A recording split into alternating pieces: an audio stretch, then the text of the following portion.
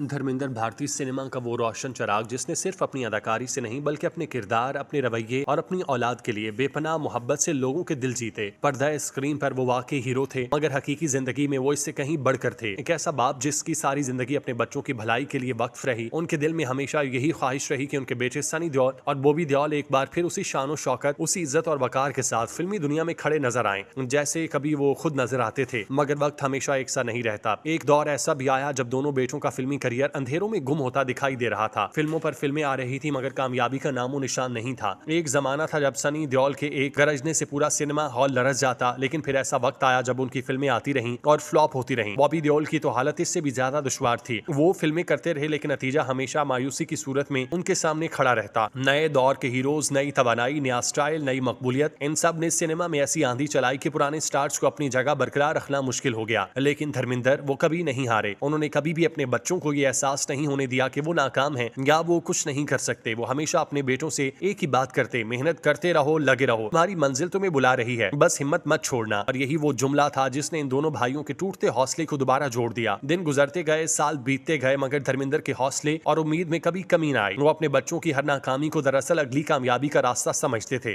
वक्त ने फिर वो मोड़ लिया जिसका धर्मेंद्र को बरसों से इंतजार था। बॉबी देओल ने अपने करियर को दोबारा जिंदा करने का फैसला किया और फिर जिस तरह वापस आए उसका तो खुद उन्हें भी अंदाजा नहीं था। एनिमल में उनकी अदाकारी ने साबित कर दिया कि अगर मौका मिले तो बॉबी वो जज्बात, वो गुस्सा, वो शिद्दत स्क्रीन पर ला सकते हैं जो किसी भी बड़े अदाकार में होनी चाहिए। उनकी परफॉर्मेंस ने सबको हैरान कर दिया। मद्दा दीवानावार सिनेमा घरों की तरफ दौड़े और फिल्म ने खिड़की तोड़ बिजनेस करके दिखाया। ये सिर्फ एक फिल्म नहीं बल्कि बॉबी के लिए नया जन्म थी। फिर अल्फा, वेलकम टू जंगल, जाना, नया गन और दीगर बड़े प्रोजेक्ट्स ने उनके करियर को एक नई सिमत दी। अब वही बॉबी देओल नहीं थे, वो एक पुख्ता और नाकाबिले नजरअंदाज स्टार बन चुके थे। उधर सनी देओल ने भी खुद को साबित किया। गदर 2 ऐसी ब्लॉकबस्टर साबित हुई कि उसने न सिर्फ सनी देओल की खोई हुई शोहरत वापस दिलाई बल्कि उन्हें 90 की दिहाई के उस दौर में पलटा दिया जब वो बॉक्स ऑफिस के बादशाह कहलाते थे। इसके बाद जाट, चुप, revenge of artist, border 2, Lahore 1947 और कई दीगर फिल्में उनके पास आईं। कुछ की शूटिंग जारी रही, कुछ रिलीज की तैयारी में थी, मगर हर आने वाला प्रोजेक्ट ये साबित कर रहा था कि सनी देओल अब वापस नहीं जा रहे। वो दोबारा वही सनी बन चुके जिनकी आवाज में धरती हिलती थी। ये सब कामयाबियां महज इत्तेफाक नहीं थी, ये धर्मेंद्र की जिंदगी भर की तरबियत का नतीजा थी। वो हमेशा कहते थे कि काम कभी छोटा नहीं होता, इंसान बड़ा होता है। वो ये भी कह सकते थे कि उनके बच्चे घर बैठकर अय्याशी से जिंदगी गुजारें, उनके लिए दौलत की कोई कमी ना थी, मगर धर्मेंद्र ने उन्हें खुददार बनाया, मेहनती बनाया और ये समझाया कि इज्जत सिर्फ काम से मिलती है वरना शोहरत तो एक दिन की मेहमान है। सनी और बॉबी देओल ने साबित कर दिया कि वो अपने बाप की नसीहत को भूले नहीं। उन्होंने हार नहीं मानी, उन्होंने मेहनत जारी रखी और जब नई इनिंग्स शुरू की तो दुनिया को अपना लोहा मनवा कर दिखाया। धर्मेंद्र के दिल की गहराई में एक आखिरी ख्वाहिश थी कि वो अपनी आंखों के सामने अपने बेटों को दोबारा कामयाब होता देखें। वो देखना चाहते थे कि उनके बेटे एक बार फिर स्टार नहीं सुपरस्टार बने और उनकी ये ख्वाहिश पूरी हुई। मौत से पहले उन्होंने वो मंजर अपनी आंखों से देखा जब सनी और बॉबी दोनों अपने अरूज पर खड़े थे। ये मंजर शायद धर्मेंद्र के लिए जिंदगी की सबसे बड़ी जीत था और सबसे खूबसूरत बात यह कि धर्मेंद्र ने हमेशा अपने बेटों के बीच मोहब्बत को कायम रखा। सनी और बॉबी देओल के दरमियान कभी लड़ाई, कभी दुश्मनी, कभी जलन नहीं देखी गई। वो एक साथ फिल्में करते रहे, एक साथ प्रोड्यूस भी करते रहे और एक दूसरे का हाथ कभी नहीं छोड़ा। ये भी धर्मेंद्र की तरबियत का नतीजा था कि भले दुनिया बदल जाए मगर भाई भाई रहते हैं। आखिर में बस यही कहना बनता है कि धर्मेंद्र ना होते तो शायद ये कामयाबियां ना होती। वो सिर्फ एक लेजेंड अदाकार नहीं, वो अजीम बाप थे जिनकी दुआओं ने उनके बेटों की जिंदगी बदल दी। उनकी मेहनत, उनका यकीन, उनकी मोहब्बत ही थी जिसने सनी देओल और बॉबी देओल के करियर को दोबारा रोशन किया। ये कमबैक सिर्फ 2 बेटों का नहीं, एक बाप के ख्वाब की तकमील था। दूसरी जानिब धर्मेंद्र का भी ये ख्याल है कि वो मौत से कबल अपने बच्चों को कैसे मकाम पर देखें जहां पर वो कामयाबी के साथ अपने करियर को गुजार रहे हों। इनके साथ धर्मेंद्र के पोते पोतियां भी शामिल थे जिन्होंने बतौर प्रोड्यूसर और को प्रोड्यूसर इन तमाम मिशंस के लिए फिल्मों में सनी देओल और बॉबी देओल को असिस्ट किया। गोया ये सिलसिला तीसरी से चौथी से 5वीं पीढ़ी तक पहुंच गया। धर्मेंद्र ने बजाते खुद इस सारे अमल में किरदार अदा करते हुए बेटों के एक ऐसा ब्रेक थ्रू फ्राहम किया जिसके जरिए वो दोबारा बॉलीवुड मेन हुए और बाकमाल फिल्में दे गए। यकीनन इसका सेहरा धर्मेंद्र को ही जाता है। 1970 की दिहाई धर्मेंद्र के लिए सुनहरी दौर साबित हुई। उन्होंने जीवन, मरी तो तुम, हसीन मैं जवान, शराफत, मेरा गाँव मेरा देश, सीता और गीता, राजा जानी, जुगनू, दोस्त, पत्थर और पायल, शरारत, समाधि और बहुत सी फिल्मों में ऐसी शानदार अदाकारी की जिसने उन्हें सुपरहिट का मकाम दिलवाया। 1973 में उनके करियर का बेहतरीन साल था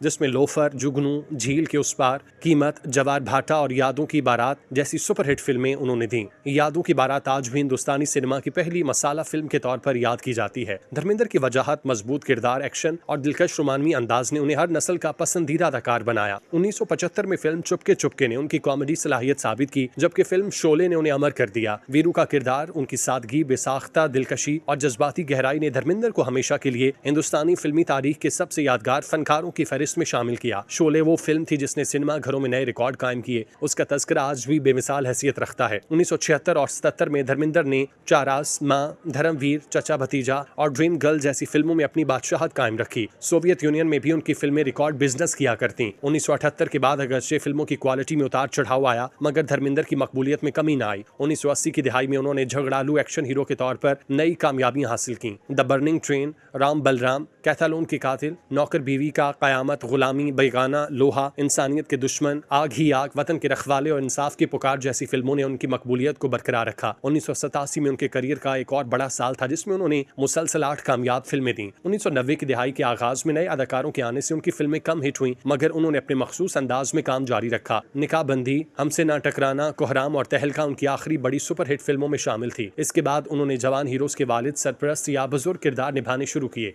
1997 में उन्हें film fair life time achievement award से नवाजा गया। 1998 के बाद उन्होंने किरदार अदाकारी का नया सफर शुरू किया। प्यार किया तो डरना क्या, लाइफ इन अ मेट्रो, अपने, यमला पगला दीवाना, रॉकी और रानी की प्रेम कहानी और तेरी बातों में ऐसा उलझा जिया जैसी फिल्मों में उन्होंने साबित किया कि उम्र कभी फनकार के फन को कमजोर नहीं करती। 2025 में उनकी आखिरी फिल्म 21 उनकी वफात के बाद रिलीज होगी। धर्मेंद्र की निजी जिंदगी भी फिल्मी दुनिया की तरह भरपूर थी। उनकी पहली शादी 1954 में प्रकाश कौर से हुई, जिससे उनके 4 बच्चे हुए, सनी देओल, बॉबी देओल, वजीता और अजीता। बाद में उन्होंने अदाकारा हेमा मालिनी से शादी की, जिससे उनकी 2 बेटियां आयशा और आहना हैं। धर्मेंद्र एक मोहब्बत करने वाले बाप थे और फैमिली के साथ गहरा ताल्लुक रखते थे। अपनी जिंदगी के आखिरी बरसों में वो लोनावाला के फार्म हाउस में सादगी से रहते थे। 2025 में उनकी सेहत मुतासिर होने लगी। अक्टूबर और नवंबर के दौरान उन्हें कई बार अस्पताल ले जाया गया। 11 नवंबर को उनकी मौत की झूठी खबरें फैल गईं, जिन्हें घर वालों ने मुस्तरद किया। बिलाखिर 24 नवंबर 2025 की सुबह यह अजीम फनकार दुनिया से रुखसत हुआ। इसकी वफात के साथ ही एक ऐसा बाब बंद हुआ जो 6 दिहाइयों तक